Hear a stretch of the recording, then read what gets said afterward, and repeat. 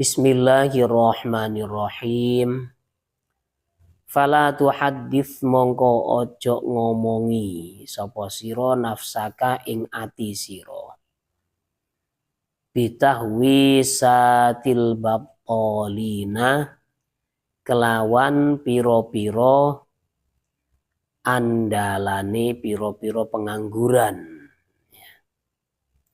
Waqtandi lan manuta sapa sira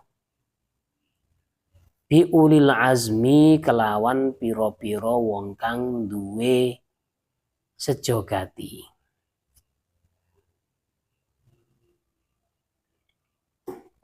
Wanuha lan piro-piro akal minal ambiyai bayane saking piro-piro nabi wassolihina lan piro-piro wong kang bagus, wong kang solih ya. Jangan ikuti ya, jangan sampai dirimu ini berpikir ya, jangan sampai terbesit dalam hati apa-apa yang diandalkan oleh para pengangguran itu ya. Orang-orang yang nggak ada kerjaan. Tapi dalam memperbanyak ibadah kita harus mengikuti orang-orang yang mempunyai keteguhan hati ya, mempunyai semangat ya. Yaitu para nabi, kemudian orang-orang soleh ya. Kan para nabi dan orang-orang yang soleh, para aulia ini kan tidak berpangku tangan. Mereka berusaha ya.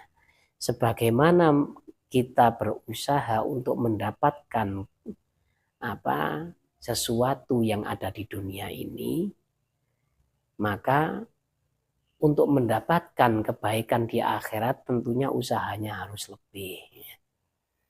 Jangan berpangku tangan ya.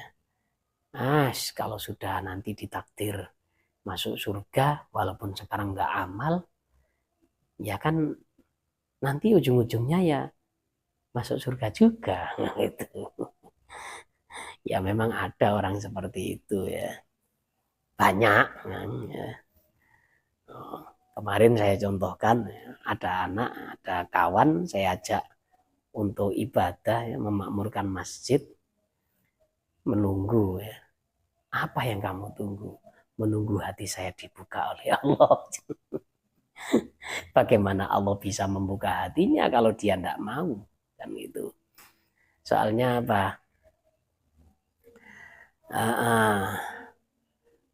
salah satu hadis Rasulullah itu kan kullu ummati yadkhulunal jannah illa man aba au kama qala. Semua umatku itu masuk surga kecuali yang menolak. Yang menolak masuk surga. Loh. Terus sahabat yang tanya, qila wa may ya'ba ya Rasulullah. Siapa yang menolak untuk masuk surga? Man ata'ani dakhalal jannah wa man 'asani faqad aba. Au kama qol. Siapa yang nurut, yang taat padaku, maka dia masuk surga. Kalau dia tidak nurut, maka dia berarti orang yang menolak masuk surga. Jadi memang kebersihan hati kita, kemudian ketaatan kita kuat atau tidaknya itu tergantung azam pertama kali. Yang kedua adalah maunah dari Allah. Bisa kita rasakan ya. Misalkan sekarang besok ya, ini bisa dicoba. Besok saya punya azam untuk taat kepada Allah, untuk menghindari maksiat, menjalankan perintah dengan betul, menghindari maksiat. Terus dia ini azamnya kok kuat, insya Allah dapat taufik, dapat pertolongan dari Allah ya. Untuk menjalankannya itu dapat pertolongan. Tapi kalau azamnya nggak kuat, azam nggak kuat itu orang itu bisa malas atau giat itu tergantung hal-hal seperti ini ya. Yang pertama memang dia ini kalau dalam kitab Ta'limul Muta'alim orang itu bisa semangat belajar tergantung cita-cita. Cita-citanya dia ini kepingin jadi orang yang hafal seluruh kitabnya Syekh Muhammad bin Hasan misalkan, atau seluruh kitabnya Imam Syafi'i. Kemudian dibarengi dengan usaha lah itu ya. Jadi pertama azam dulu.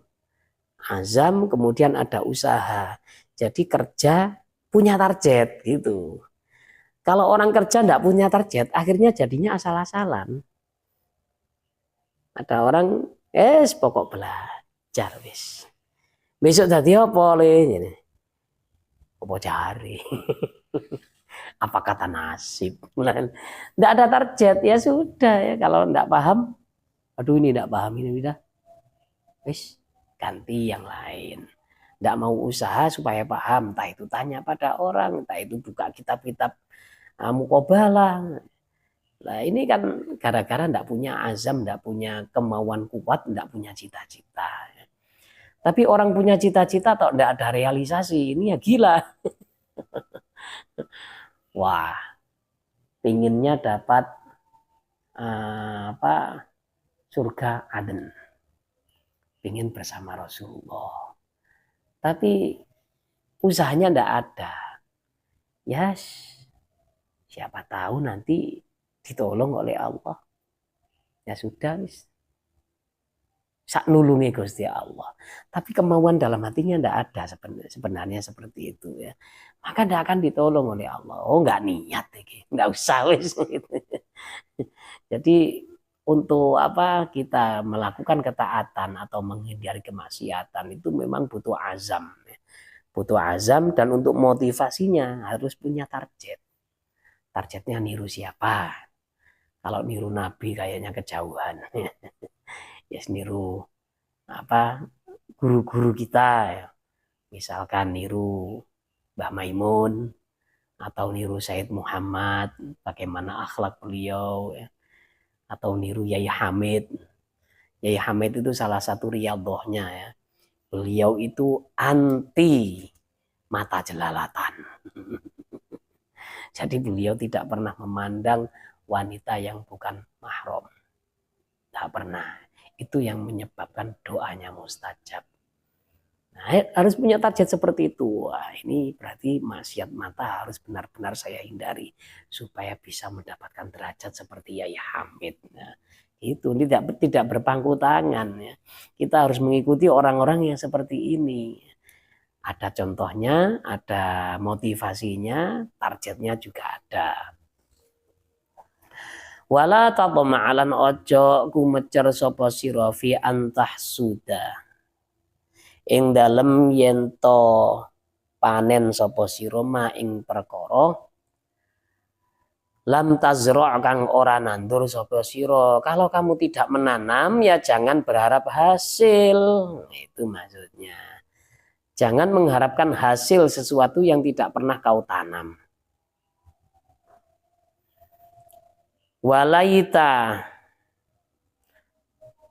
Walaitaman lan menawa wong soma kang poso sapa man wasollalan salat sapa man wajahadalan nemen-nemeni utawa berjuang sapa man wattaqolan bertakwa sapa man ghufira iku disepura sapa lahuman. Fahadhihi mongko utawi iki kabeh jumalun iki pira-pira jumlah. Mimma sangking perkara yang bagi ingkang sayukja antahfadha apa yento ngreksa sapa sira. Anhu anduh ngedoi iki mah. Jawarihaka ing pira-pira anggota badan sira. Adh-dhahirata ingkang zahir. Wa a'malu hadhil jawarih utawi piro-piro penggaweane iki piro-piro anggota badan. Innama tatarasyahu iku angin pemestine tumancep opo iki amal min utawa timbul ya min sifatil qalbi sangking piro-piro sifate ati. Fa idza aratta mongko ing dalem fa in aratta mongko lamun ngarepno sapa sira hifdzal jawarihi ing ngreksa pira-pira anggota badan fa'alaika mongko netepono sapa sira bitadhhiril qalbi kelawan nyucekno ati. Fahuwa mongko utawi tadhhirul qalbi taqwal batini iku takwane batin. Wal qalbu utawi ati huwa iku utawi al qalb al mudghatu iku daging sak kempel. Allati kang idza saluhat iku ing dalem nalikane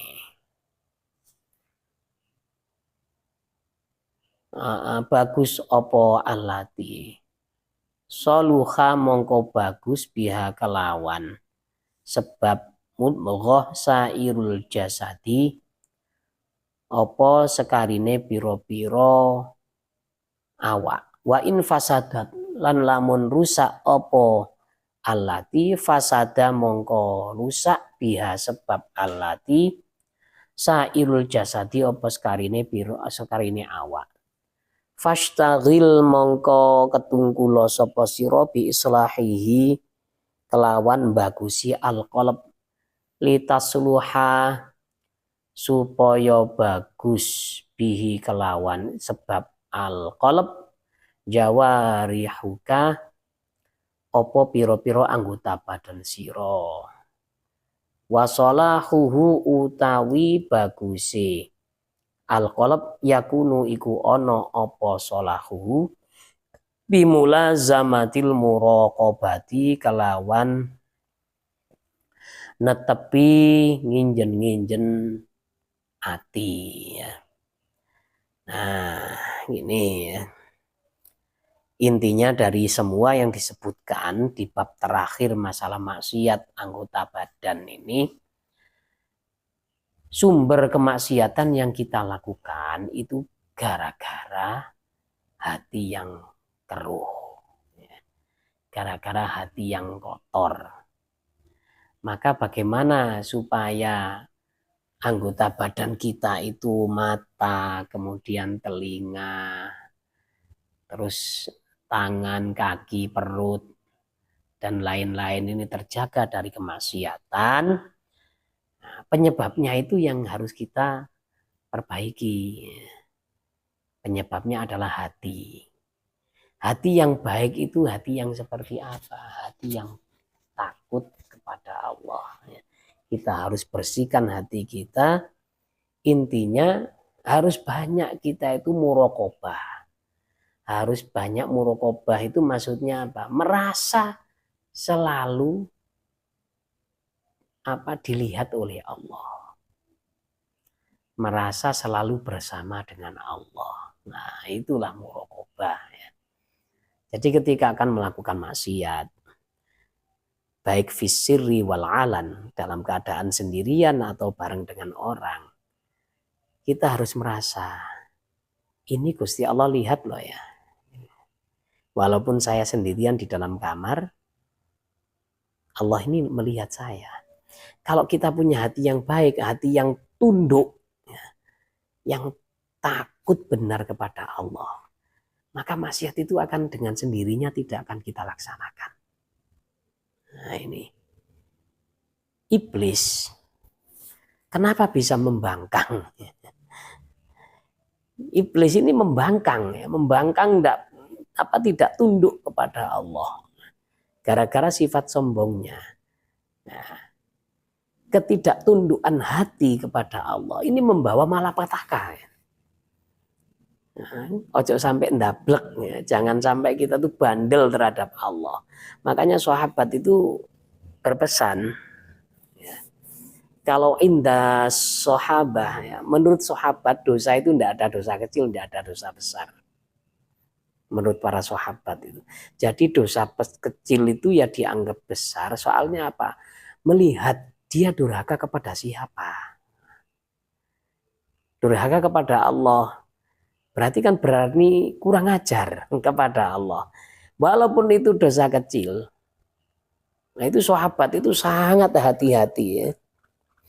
Misalkan kita itu sedang bersama dengan guru, bersama kiai. Otomatis ahwal kita kan selalu kita kontrol. Jangan sampai cara berbicaranya menyakitkan guru. Jangan sampai gerak-gerik tubuh kita ini tidak pantas di depan guru kita. Jangan sampai duduknya nanti kakinya ini ke sini ya. Harus tetap seperti orang yang harus tetap seperti bawahan. Nah, itu kayak gitu ya. Ini kepada kiai, kepada guru, kepada Allah harus lebih dari itu. Jadi hati kita dulu ini yang harus dibersihkan. Memang kita rasakan kemaksiatan yang kita lakukan ini gara-gara kita itu tidak merasa takut kepada Allah sama sekali. Padahal itu membawa malapetaka itu ya. Iblis itu gara-gara pembangkangannya langsung dapat laknat.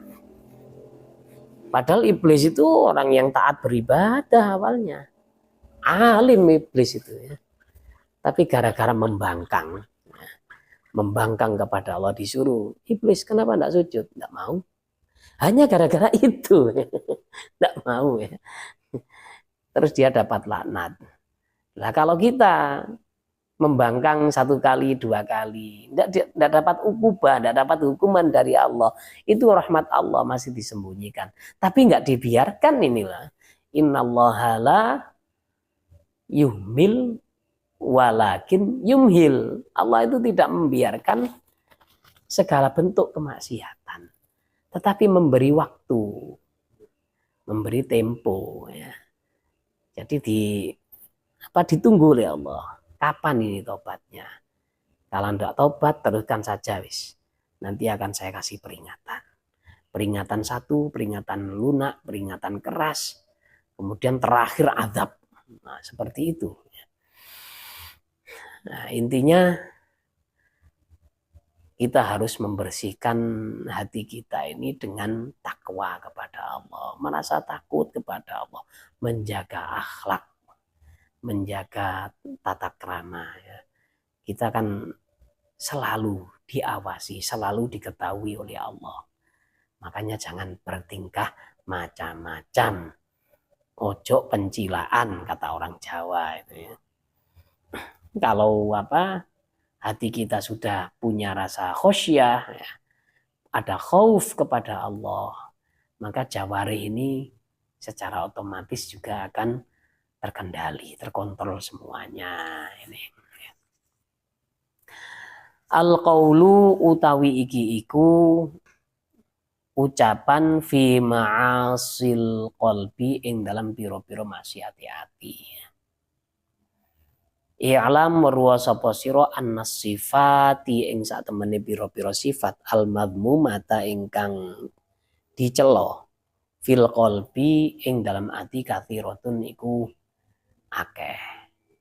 Wa tariqu tathhiril qalbi utawi dalane nyuceni ati milradza iliha saking pira-pira keelekane alqal milradza iliha saking pira-pira eleke as-sifatil madmumah tawilatun iku dawa. Wasabilul ilaji utawi dalane penanganan fiha ing dalam sifatil madmumah ghamidun iku angel. Sifat hati yang tercela itu banyak sekali ya. Cara mensucikan hati dari kejelekan sifat-sifat tercela ini perjuangannya sangat panjang. Jadi tidak bisa instan orang itu langsung punya hati yang bersih, itu tidak bisa instan. Jadi harus ada proses. Seperti kita itu mencuci beras, mau masak. Berasnya kan pasti dicuci dulu, dibilas dulu. Orang Jawa bilang dipucusi. Kan nggak cuma satu kali, digesek-gesek lagi, diaduk-aduk lagi, antar beras digesek-gesekkan. Nah, kemudian muncul air yang berwarna putih itu, kemudian dibuang lagi sampai agak jernih airnya. Ini kan prosesnya panjang ya. Jadi untuk mengobati hati itu memang butuh waktu. Orang itu hatinya tidak mungkin langsung bisa bagus. Hanya hati-hati orang pilihan saja yang bagus. Seperti hati Rasulullah Shallallahu Alaihi Wasallam ya. Karena sudah terlalu malam ya, jadi kita tutup perjumpaan malam ini dengan membaca doa kifarah majelis. Subhanakallahumma bihamdika asyhadu an la ilaha illa anta astaghfiruka wa atubu ilaik. Assalamualaikum warahmatullahi wabarakatuh.